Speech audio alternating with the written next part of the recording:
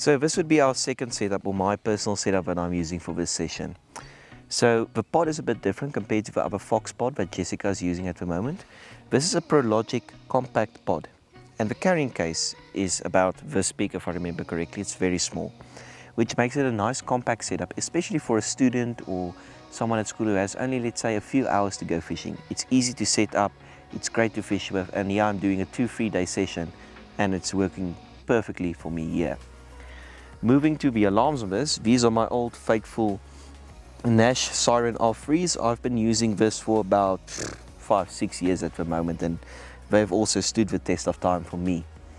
Now, if we look at this setup, this would be a more advanced setup compared to the MacGyver style we have here. The other setup that we talked about was more of a more budget-friendly setup, budget-type setup that would fit into almost anyone's pocket. This would be a more advanced if you want to take up carp fishing on a student budget, but more seriously.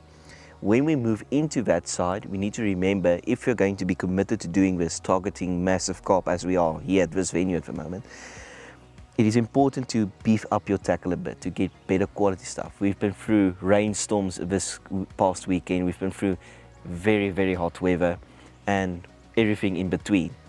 And both setups have handled it perfectly. So when you look at this, this is a more advanced setup.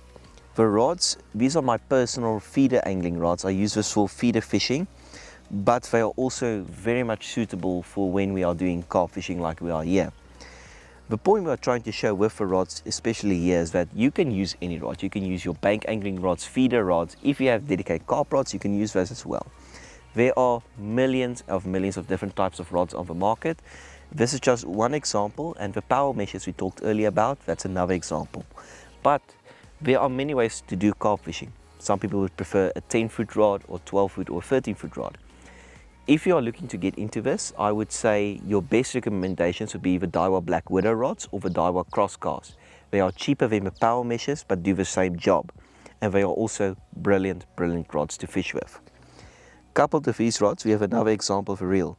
We've moved away from the big pit to bait runner reels. These are normal bank angling reels that I'm using at the moment here, coupled with a 15-pound line in contrast to the braid, and they work perfectly at the distances we are fishing at. Bite indication would probably not be the best, considering line stretch compared to braid has no stretch, but they get a job done, and we've caught a few fish using this setup as well.